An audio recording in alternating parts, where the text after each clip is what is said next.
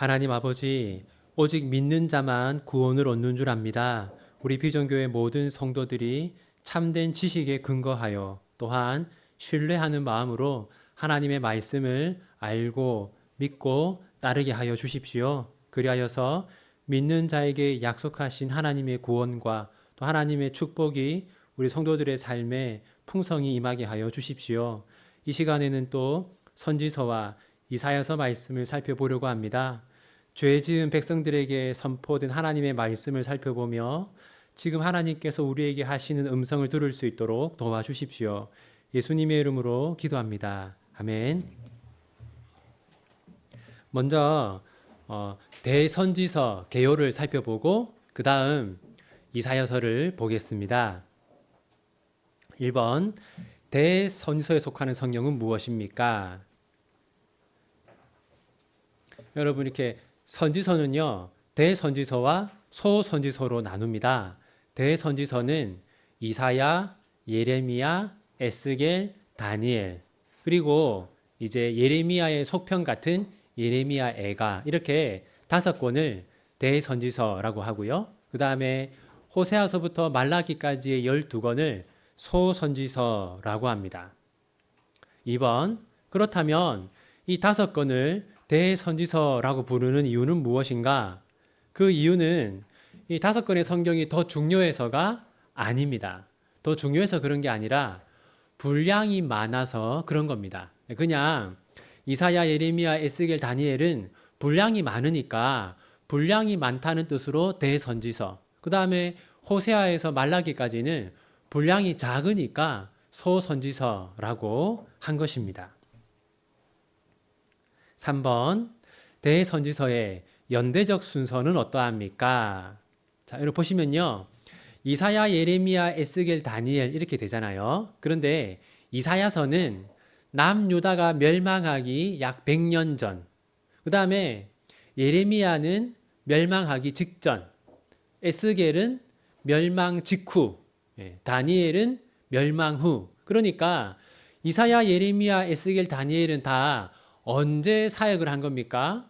남유다가 멸망을 앞두고 있던, 그리고 멸망하던 그 시기에 이 사역을 했음을 알 수 있습니다. 그러니까 이제 남유다가 정말 이제 멸망하지 않을 수 없을 정도로 타락했던 시기에 너희들 회개하지 않으면 멸망한다 라고 외쳤던 사람들이 이 대선지자인 것이죠.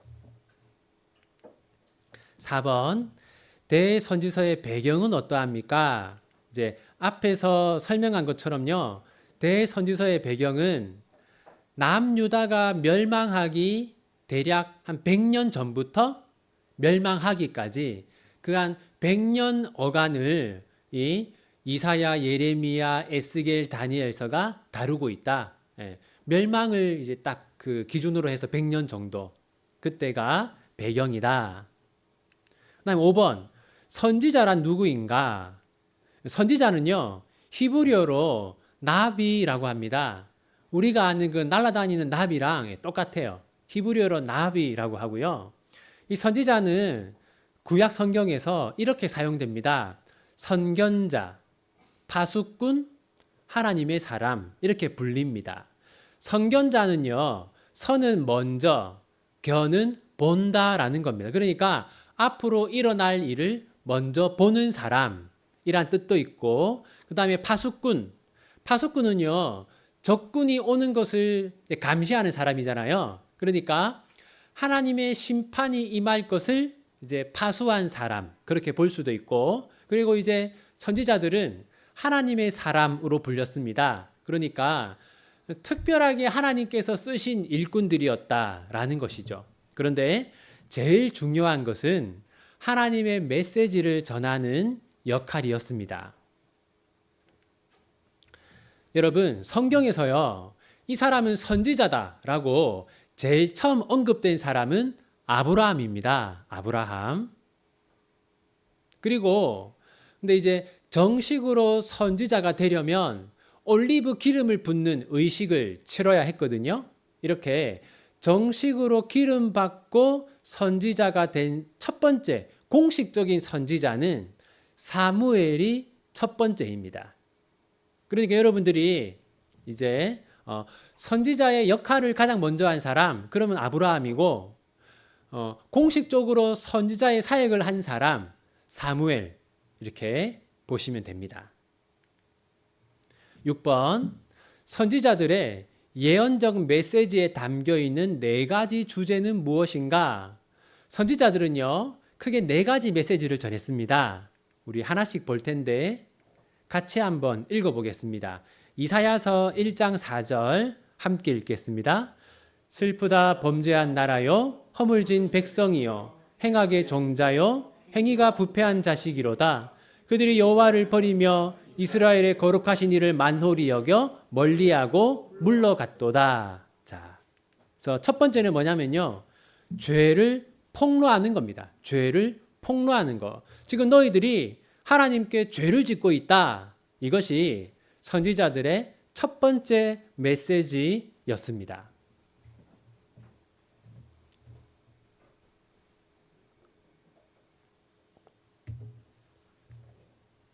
두 번째는요, 이사야 1장 17절 함께 읽겠습니다.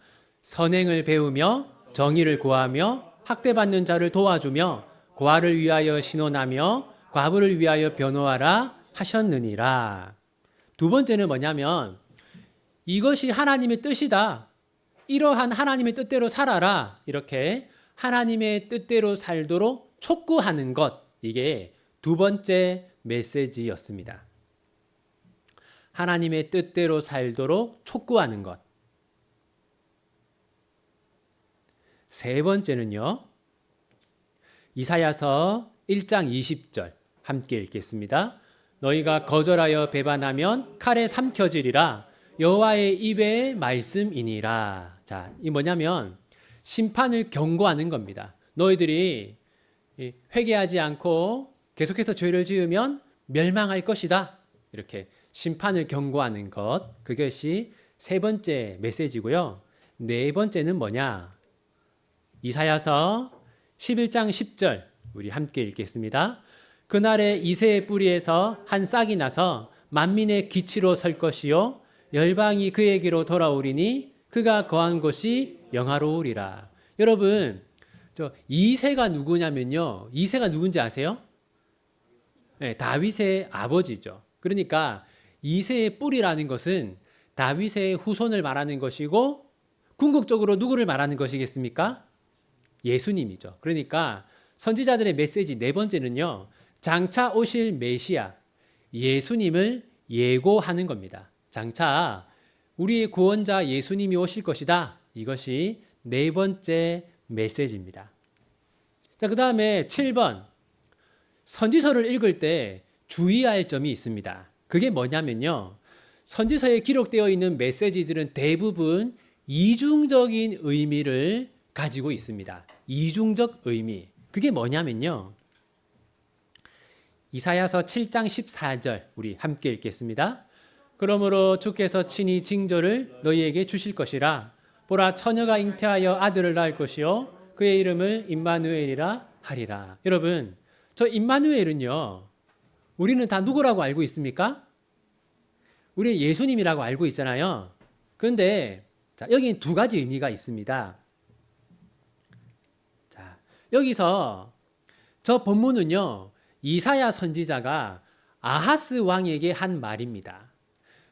이제 이사야가 아하스에게 뭐라고 했냐면, 이때 북이스라엘과 아람이 연합군을 형성해서 아하스를 공격하려고 했어요. 그러자 이제 이사야가 아하스에게 뭐라고 했냐면, 한 아이가 태어날 건데 그 아이가 성인이 되기 전에 북이스라엘과 아람은 망할 것이다 라고 한 겁니다. 그래서 여러분, 여기서 이스라엘은요, 예수님을 의미하기도 하지만 1차적으로는 이사야 선지자의 아들을 의미하는 것으로 보아야 합니다. 그러니까 그 의미가 이중적인 것이죠. 이렇게 선지서는요, 그때 당시에 당장 일어날 것을 말하기도 하고, 그 다음에 예수님에 관해서 말하기도 하는 이중적인 의미를 가지고 있어요. 자, 이제 이사야서를 보겠습니다. 넘어가서 1번. 이사야서의 저자는 누구입니까? 여러분, 이사야서의 저자는 누구겠어요? 네, 이사야가 이사야서의 저자입니다. 두 번째, 이사야서의 배경과 주제는 무엇입니까? 먼저 배경은요. 이사야서의 배경은 아수르의 급성장입니다. 아수르의 급성장. 이때 이제 이사야 선지자가 말했던 것은 뭐냐면 반역하는 백성은 심판을 받을 것이다. 반대로 회개하는 백성은 회복될 것이다. 라고 이사야가 말했습니다. 그랬는데 북이스라엘은 회개하지 않았어요. 그래서 어떻게 되었습니까? 아수르에 의해서 심판을 받고 멸망했죠. 그런데 남유다는 이때 회개했습니다. 회개해서 아수르와 싸워 이겼죠. 그래서 주제는 뭐냐? 반역하는 자들은 심판을 받을 것이지만 회개하는 자들은 회복될 것이다. 라는 것이 이사야서의 주제입니다. 자, 그 다음 이사야서는 어떻게 구분됩니까? 1장부터 39장까지는요. 정죄와 심판입니다.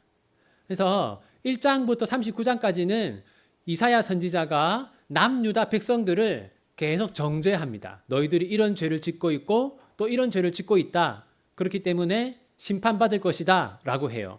그런데 40장부터는 이제 분위기가 완전히 바뀌어서 남유다 백성들을 위로하고 너희들이 회개하면 회복될 것이다. 라고 해요. 근데 이제 여러분 이사야서가 66장까지인데 성경도 모두 몇 장입니까? 66권으로 되어 있죠. 아주 이게 특이하죠. 그리고 성경이 구약이 몇 권입니까? 39권. 근데 이제 똑같아요. 39권, 27권 이렇게 39장, 27장. 4번 하나님께서 이스라엘과 세상을 심판하시는 이유는 무엇입니까? 한번 같이 읽겠습니다. 헛된 재물을 다시 가져오지 말라. 분향은 내가 가증히 여기는 바요. 월삭과 안식일과 대회로 모이는 것도 그러하니 성회와 아울러 악을 행하는 것을 내가 견디지 못하겠노라. 여기 보면 하나님께서 심판을 선포하시는 이유가 뭡니까? 성회와 아울러 악을 행하는 것을 내가 견디지 못하겠노라. 이 성회는 뭐냐면요. 오늘날로 치면 교회의 모임들을 말하는 겁니다. 수요 기도회, 새벽 기도회, 주일 예배. 근데 이 남유다 백성들이 예배를 정기적으로 드리면서 삶은 어떤 삶을 살아요? 삶은 악을 행하면서 살았어요. 그러니까 교회 안에서의 삶과 교회 밖에서의 삶이 너무나 다른 이중적인 삶을 살았어요. 그때 하나님의 심판이 임했던 겁니다. 5번. 그렇다면 하나님이 원하시는 참된 회개는 무엇인가? 이제 회개해야만 심판을 면하고 하나님의 은혜를 받을 수 있잖아요. 참된 회개가 무엇인가? 단순히 하나님 제가 이런 죄를 지었습니다. 죄를 자백하는 것이 참된 회개인가? 이사야 선지자는 이렇게 말합니다. 함께 읽겠습니다. 너희는 스스로 씻으며 스스로 깨끗하게 하여 내 목전에서 너희 악한 행실을 버리며 행악을 그치고 선행을 배우며 정의를 구하며 학대받는 자를 도와주며 고아를 위하여 신원하며 가부를 위하여 변호하라 하셨느니라. 이사야 선지자가 회개하라고 하면서 이렇게 말합니다. 그러니까 여러분, 회개란 무엇입니까? 회개라는 것은요, 악을 행하던 삶에서 선을 행하는 삶으로 돌아서는 겁니다. 지금 이사야 선지자는 이러이러한 선을 행해라 이렇게 말하고 있잖아요. 그러니까 우리가 선은 하나도 행하지 않으면서 그냥 하나님 제가 이런 죄를 지었습니다. 자백만 하는 것은 참된 회개가 아니라는 것이죠. 그러니까 우리가 정말 하나님 앞에서 참으로 회개하기 원한다면 죄 짓는 것을 그치고 선을 행하는 삶을 살아야 합니다. 그것이 진짜 회개입니다. 6번, 이사야서에 나오는 두 왕의 이야기는 무엇을 말해주고 있습니까? 6장 1절 우리 함께 읽겠습니다. 우시야 왕이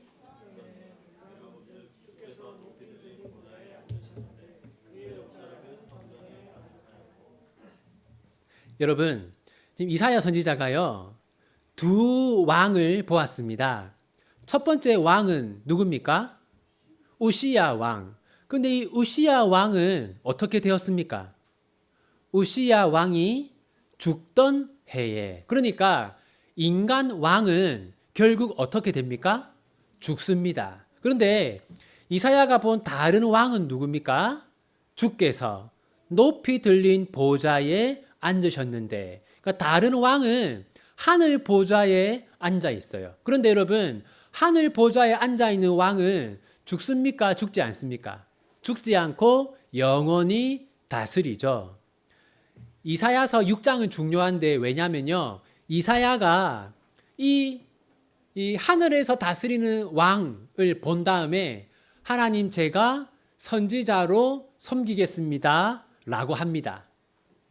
그래서 이사야가 선지자로 사역할 수 있었던 힘은 하늘 보좌에서 다스리는 왕이 있다는 것을 알았기 때문에 선지자 사역을 감당할 수 있었던 것이죠. 7번, 이스라엘의 구원은 누구를 통해 이루어집니까? 함께 읽겠습니다. 그가 찔림은 우리의 허물 때문이요, 그가 상함은 우리의 죄악 때문이라.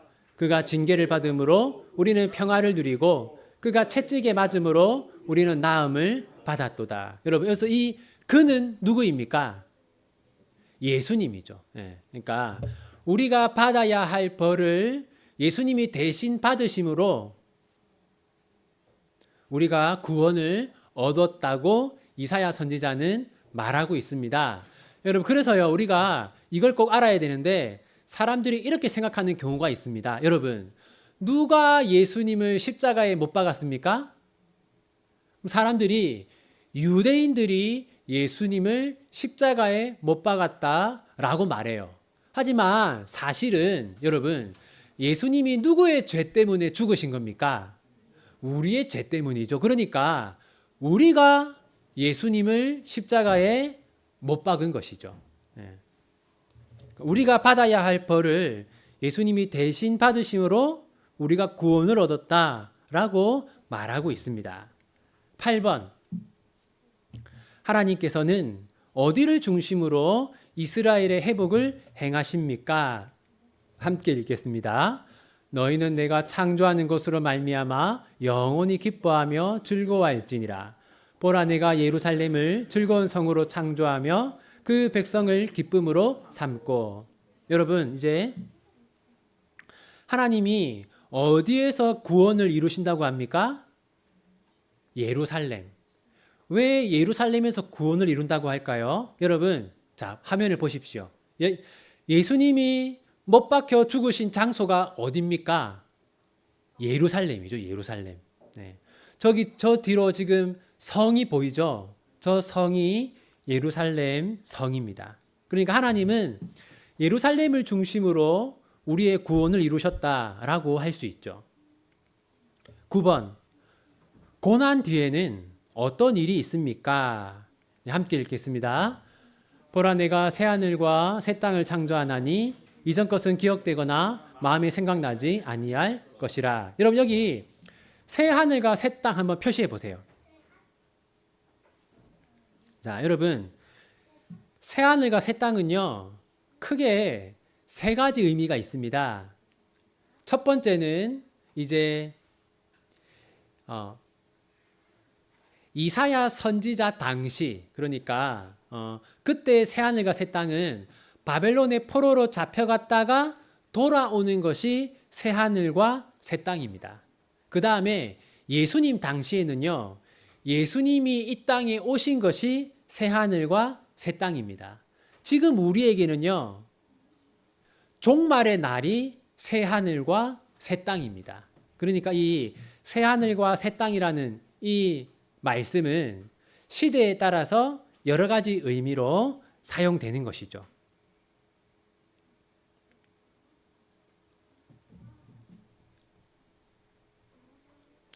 마지막으로 이사야서와 그리스도, 이사야서는 어떤 예수님을 우리에게 보여주는가? 우리 함께 읽겠습니다. 우리는 다 양 같아서 그릇 행하여 각기 제 길로 갔거늘 여호와께서는 우리 모두의 죄악을 그에게 담당시키셨도다. 이사야서는요, 하나님의 아들에게 우리의 모든 죄가 다 전가될 것을 말하고 있습니다. 그리고 예수님 오셔서 이제 마태복음 1장 21절 함께 읽겠습니다. 아들을 낳으리니 이름을 예수라 하라. 이는 그가 자기 백성을 그들의 죄에서 구원할 자이심이라 하니라. 네. 여러분, 어떻게 예수님이 우리를 구원하셨습니까? 네. 우리가 그러니까 우리의 죄가 예수님에게 모두 전가됨으로써 하나님께서 우리의 구원을 이루셨습니다.